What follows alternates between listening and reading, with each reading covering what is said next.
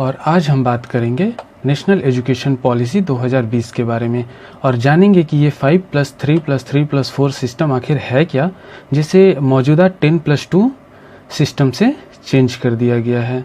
तो इसे बहुत जल्द ही लागू किया जा रहा है और इसे आज ही लाया गया है। आज इसके बारे में प्रकाश जावड़ेकर जी ने जानकारी दी है। तो चलिए फिर देखते हैं। तो हायर एजुकेशन और स्कूल एजुकेशन दोनों में ट्रांसफॉर्मेशनल चेंज किया गया है। तो आज इसके बारे में मैं आपको कुछ इम्पॉर्टेंट फैक्ट बताऊंगा, फिर मैं विस्तार से आपको जानकारी दूंगा। तो जो इसके कुछ महत्वपूर्ण तथ्य हैं वो है कि 10+2 की जगह अब 5+3+3+4 सिस्टम को लाया गया है। और हाँ, बोर्ड एग्ज़ाम के महत्व को भी कम किया जाएगा और उसे 2 भागों में बांटा जाएगा। उसके अलावा रिपोर्ट कार्ड का मूल्यांकन का तरीका बदल जाएगा। अब मौजूदा जो भी रिपोर्ट कार्ड मिलती है वो बदल जाएगी। हायर एजुकेशन में अब मल्टीपल एंट्री और एग्जिट सिस्टम होगी। 4 साल के ग्रेजुएशन को इंट्रोड्यूस किया गया है। साइंस, कॉमर्स, आर्ट्स, वोकेशनल सबको एक बराबर का महत्व मिलेगा, कोई अंतर नहीं किया जाएगा। इसके अलावा भी बहुत कुछ है। तो चलिए देखते हैं फिर क्या क्या है। तो हायर एजुकेशन जो रिफॉर्म है इसमें सबसे पहले multiple entry and exit scheme को लाया जाएगा। तो हम पहले बात करेंगे हायर एजुकेशन रिफॉर्म, उसके बाद हम लोग बात करेंगे स्कूल एजुकेशन रिफॉर्म के बारे में। तो हायर एजुकेशन रिफॉर्म में multiple entry and exit scheme को लाया जाएगा। तो ये बहुत ही महत्वपूर्ण है। इसके लिए जो महत्वपूर्ण बातें हैं वो क्या है, एकेडमिक बैंक ऑफ क्रेडिट बनाया जाएगा। जैसे कुछ लोग होते हैं कि पढ़ाई बीच में किसी कारणवश छोड़ देते हैं, तो multiple entry through academic bank of credit लाया जाएगा, जिसके लिए अगर आप पढ़ाई कर रहे हैं, आप एक किसी कारणवश पढ़ाई छोड़ देते हैं, तो आप 1 साल या 2 साल बाद, जैसे आप 3 वर्ष का या 4 वर्ष का कोई कोर्स कर रहे हैं, तो अगर आप 1 साल बाद उस कोर्स को डिसकंटिन्यू कर देते हैं, किसी कारणवश आपके घर में कोई प्रॉब्लम आ गई या कुछ, तो आपको वहाँ से सर्टिफिकेट मिल जाएगा। अगर आपने 2 साल किया तो डिप्लोमा का मिलेगा, और आप 3 या 4 साल का पूरा कर लेते हैं तो आपको डिग्री तो मिल ही जाएगी। लेकिन अगर आप दूसरे वर्ष में उसे छोड़ देते हैं और बाद में फिर अगर आप उसे कंटिन्यू करना चाहेंगे, तो आपका जो क्रेडिट होगा वो एकेडमिक क्रेडिट बैंक में डिजी लॉकर के माध्यम से सुरक्षित रहेगा। तो भविष्य में आप उस क्रेडिट का यूज़ कर पाएंगे और अपने पढ़ाई को जारी रख पाएंगे। तो उसके लिए लेकिन कुछ समय सीमा जारी की जाएगी, तो उस समय के बीच में ही आपको पढ़ाई पूरी करनी पड़ेगी। फिर जो महत्वपूर्ण मुद्दा है, डिग्री के लिए 3 और 4 साल दोनों ऑप्शन रहेंगे। तो जो लोग रिसर्च के क्षेत्र में जाना चाहते हैं वह 4 साल का डिग्री प्रोग्राम सेलेक्ट करेंगे, और जो लोग नौकरी के लिए ग्रेजुएशन करना चाहते हैं, जैसे अभी के हम लोग एसएससी या फिर किसी गवर्नमेंट सर्विस की तैयारी कर रहे हैं, तो उनके लिए 4 साल की बाध्यता नहीं है, वह पहले की तरह 3 साल का प्रोग्राम चुन सकते हैं। सारे प्रोग्राम जो हैं मल्टी डिसिप्लिनरी होंगे। इसका अर्थ यह है कि जैसे अभी अगर कोई ग्रेजुएशन में कोई कोई जैसे फिजिक्स ऑनर्स सेलेक्ट करता है या केमिस्ट्री ऑनर्स सेलेक्ट करता है, तो साइंस रिलेटेड सब्जेक्ट ही लेता है। हो सकता है कि वह केमिस्ट्री ऑनर्स कर रहा है तो वो साथ में माइनर सब्जेक्ट या तो फिजिक्स लेगा, मैथ्स लेगा या बॉटनी लेगा या इस तरह का कोई सब्जेक्ट लेगा। लेकिन नए नियम में क्या है कि नए नियम में अब ये कोई भी सब्जेक्ट सेलेक्ट कर पाएंगे। जैसे कि अगर आप फिजिक्स ऑनर्स करना चाहते हैं लेकिन साथ में आपको अगर कुकिंग का भी शौक़ है या आप ड्राइंग भी करना चाहते हैं, तो आप उसको भी सब्जेक्ट में ले सकते हैं। और यहाँ पर किसी भी सब्जेक्ट की ऐसा नहीं है कि अगर आप किसी सब्जेक्ट को लेते हैं तो उससे, जैसे अगर आप साइंस लेते हैं तो उसको हायर वैल्यू मिलेगी, आर्ट्स को कम मिलेगी। अब हर एक सब्जेक्ट को बराबर वैल्यू दी जाएगी। और हाँ, विषय को चुनने की कोई बाध्यता नहीं रहेगी। तो आप अपने मन से कोई भी सब्जेक्ट सेलेक्ट कर सकते हैं, आपका जिसमें इंटरेस्ट है। अगर आपको फैशन सेलेक्ट करना है तो फैशन डिज़ाइनिंग कीजिए, अगर आपको ड्राइंग करना है तो ड्राइंग, कुकिंग या फिर कोई भी कुछ भी कोर्स कर सकते हैं। अगर आपको मैथ्स भी पढ़ना है और साथ में हिस्ट्री भी पढ़ना है तो वो भी पढ़िए, हर चीज़ की सुविधा है। तो मेजर और माइनर की व्यवस्था होगी। अब मेजर के साथ माइनर सब्जेक्ट चुन सकेंगे। और एक महत्वपूर्ण कदम जो है वह यूजीसी, एआईसीटीई और भी जो बड़े, जैसे यूजीसी होता है वो आपको ग्रेजुएट या फिर पोस्ट ग्रेजुएट जो भी डिग्री है नॉन टेक्निकल, उनकी सर्टिफिकेशन यूजीसी देती है। तो उसके अलावा AICTE जो है, ये सभी कॉलेज जो टेक्निकल एजुकेशन है उनको सर्टिफाई करती है, तो अब ये सारे ख़त्म कर दिए जाएंगे। इनके जगह पर एक single regulator for higher education बनेगा, जो सारे हायर एजुकेशन को देखेगा और सभी इसी से अप्रूव होंगे। तो जो शिक्षा का स्टैंडर्ड है वो सबके लिए एक समान होगा, चाहे वो डीम्ड यूनिवर्सिटी हो या सेंट्रल यूनिवर्सिटी हो या आपके घर के आसपास का कोई लोकल यूनिवर्सिटी या कोई भी अलग यूनिवर्सिटी हो, सबके लिए ये एक समान होगा। अब आते हैं स्कूल एजुकेशन रिफॉर्म के बारे में। तो अर्ली चाइल्डहुड केयर और एजुकेशन के लिए एक करिकुलम लाया जाएगा।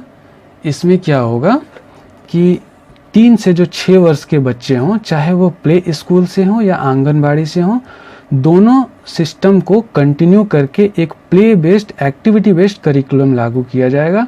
उसमें बताया जाएगा, मतलब दोनों जगह बच्चों का सिलेबस सेम होगा और ये सिलेबस अब बच्चों के लिए भी NCERT तैयार करेगा।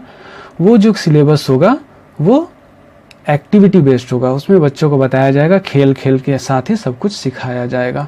उसके बाद फिर 6 से 9 वर्ष के जो बच्चे हैं उनमें बेसिक लिटरेसी और न्यूमरेसी डेवलप करने के लिए एक नेशनल मिशन सेटअप किया जाएगा।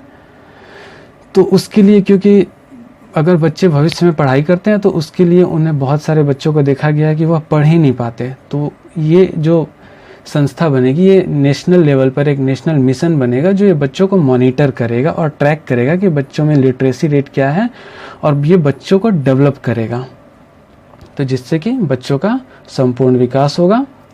उसके अलावा ये पहले ही आपको बता दिया कि कोई भी रिजिड सेपरेशन आर्ट साइंस या फिर करिकुलर एक्स्ट्रा करिकुलर एक्टिविटी या फिर वोकेशनल एकेडमिक सेशन स्ट्रीम्स, किसमें कोई भी अंतर नहीं रखा जाएगा, सभी एक समान होंगे। करिकुलम को सीमित किया जाएगा क्योंकि ऐसा देखा गया है कि बहुत बार जब पढ़ाई इतनी ज़्यादा हो जाती है कि बच्चे एक्स्ट्रा कुछ एक्टिविटी कर नहीं पाते, जैसे अगर कुछ लाइफ स्किल सीखना चाहें या प्रॉब्लम सॉल्विंग स्किल या कुछ भी क्रिटिकल थिंकिंग या कुछ ऐसा एक्स्ट्रा वो करना चाहें तो उनके लिए टाइम नहीं मिलता।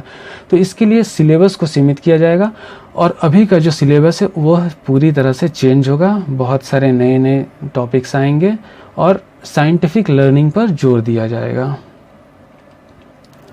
तो जो सबसे महत्वपूर्ण चीज़ है वह है 5+3+3+4 का जो स्ट्रक्चर है वह कैसा होगा। तो इस स्ट्रक्चर की सबसे मुख्य बात यह है कि इसमें जैसे ये जो 5 क्लास है, इसमें 3 ईयर जो है आपका फंडामेंटल लर्निंग होगा। जो प्री लर्निंग बोलते हैं वो 3 साल का पूर्व प्राथमिक होगा जिसका पाठ्यक्रम बनेगा, और जो 12 वर्ष है उनको, जैसे 3 साल तो इससे निकल गए, ये 5 वर्ष है, इनसे अगर जैसे 3 साल जो बच्चों का जो प्राइमरी लिटरेसी और न्यूमरेसी डेवलप किया जाएगा तो वो तो ठीक है। तो उसके अलावा बचते हैं 12 साल, इसमें से 2 वर्ष यहाँ से बचते हैं 2 वर्ष, और उसके अलावा इधर उसके बाद जो दूसरा है जो तो वो बचा है 5 years ऑफ फंडामेंटल स्टेज। तो 3 साल प्राइमरी के हो जाएंगे और 2 साल इसमें क्लास 1 और 2 के। उसके बाद जो ये 3 है इसमें आएंगे क्लास 3 to 5, ये वाला 3 है इसमें आएगा क्लास 6 to 8, और ये 4 इसमें आएगा 9 to 12। तो जो 3 से 6 वर्ष का बच्चा जब 8 वर्ष तक एक ही तरह का पाठ्यक्रम पढ़ेगा, तो जो पाठ्यक्रम जैसे 3 साल में जो बच्चों में न्यूमरेसी और लिटरेसी डेवलप की जाएगी वह 8 वर्ष तक उसको एक ही सिलेबस पढ़ाया जाएगा। मतलब वह जो भी आपका सिलेबस होगा, बुक्स होंगे, वो पढ़ाए जाएंगे। कोई भी एक्स्ट्रा जैसे उसमें वोकेशनल सब्जेक्ट्स होते हैं वो सब नहीं पढ़ाए जाएंगे, जैसे अभी पढ़ाए जाते हैं वैसे ही पढ़ाए जाएंगे। लेकिन फिर जो मिडिल स्कूल होगा क्लास 6 to 8 वाला, ये तो मिडिल स्कूल में जो होगा सब्जेक्ट इंट्रोडक्शन होगा और सब्जेक्ट का एक्सप्लोरेशन होगा और मल्टी डिसिप्लिनरी अप्रोच होगा। तो इसमें भी सब्जेक्ट सेलेक्ट करने की छूट रहेगी और वोकेशनल भी इसी क्लास से स्टार्ट कर दिया जाएगा। जो वोकेशनल एजुकेशन होती है अभी वो 10th से होती है, लेकिन उसको यहाँ से स्टार्ट कर दिया जाएगा। और ये जो होगा ये 9 to 12 होगा, ये चौथा स्टेज। इसमें कोई भी स्ट्रीम नहीं होगा, जैसे कोई आर्ट्स लेते हैं या कॉमर्स या साइंस, ऐसा कुछ नहीं होगा। ये कम्प्लीटली मल्टी डिसिप्लिनरी होगा। इसमें आप अगर फिजिक्स के साथ फैशन डिज़ाइनिंग भी पढ़ सकते हैं। इसमें सब कुछ, एवरीथिंग विल बी परमिटेड, कुछ भी पढ़ सकते हैं, सबकी छूट होगी। तो वोकेशनल एजुकेशन जो है वह क्लास 6 से शुरू हो जाएगी। बच्चे को किसी भी लोकल क्राफ्ट पर्सन या ट्रेड्स पर्सन के साथ बैठकर 10 दिन का इंटर्नशिप करना होगा। तो ये सबसे महत्वपूर्ण चीज़ है, ये आज तक कभी नहीं हुआ था जो इस बार हुआ है। तो इसमें चाहे वो बच्चा अगर वोकेशनल किसी भी सब्जेक्ट में कर रहा हो, चाहे वो लॉन्ड्री या कारपेंटर या फिर आपको इलेक्ट्रीशियन, प्लम्बर, किसी भी सब्जेक्ट से या कुछ क्राफ्ट कुछ भी सीख रहा हो। तो जैसे अगर बच्चा इलेक्ट्रीशियन सीख रहा है, इलेक्ट्रीशियन ट्रेड उसने सेलेक्ट किया, तो वो लोकल इलेक्ट्रीशियन के पास जाएगा किसी भी लोकल दुकान में, वहाँ पर उसको कोई भी कॉपी किताब लेकर जाने की बाध्यता नहीं होगी। वह वहाँ जाएगा, बैठेगा और देखेगा। वो एक तरह का 10 दिन का इंटर्नशिप कहलाएगा। इसमें उससे बहुत कुछ सीखने को मिलेगा। फिर बोर्ड एग्ज़ाम के महत्व को कम किया जाएगा। मॉड्यूलर एग्ज़ाम हो सकते हैं, साल में एक बार नहीं 2 बार भी एग्ज़ाम होने का जिक्र किया गया है। और बोर्ड एग्ज़ाम को 2 भागों में बांटा जाएगा, ऑब्जेक्टिव और डिस्क्रिप्टिव। तो अब बोर्ड एग्ज़ाम का जो मेन एम होगा अब वो चेंज हो जाएगा। अब रट्टा मार विद्या खत्म होने जा रही है। अब बोर्ड एग्ज़ाम में आपके नॉलेज को टेस्ट किया जाएगा और ऐसे क्वेश्चन पूछे जाएंगे जो आप अपने लाइफ में अप्लाई करते हो। तो उसके आपके नॉलेज के एप्लीकेशन को चेक किया जाएगा, ये नहीं कि आपने क्या याद कर लिया या रट लिया। और इसमें विशेष तौर पर बोला गया है कि क्लास 5 तक कंपलसरी लोकल लैंग्वेज में ही शिक्षा दी जाए, आपकी मातृभाषा हो या आपकी लोकल भाषा हो, जो भी, क्योंकि इससे बच्चों में समझने की क्षमता उस समय ज़्यादा होती है, तो वह अपनी भाषा में ज़्यादा अच्छी तरह से विषय को समझ पाएंगे। ये बोला गया है कि अगर पॉसिबल हो तो आप क्लास 8वीं तक, और अगर बहुत जगह अगर आप सच में कर सकते हैं तो आप पूरा एजुकेशन क्लास 12 तक लोकल लैंग्वेज में ही दें। लोकल लैंग्वेज को बढ़ावा देने की बात की गई है। अब ये बहुत महत्वपूर्ण चीज़ है, न्यू रिपोर्ट कार्ड।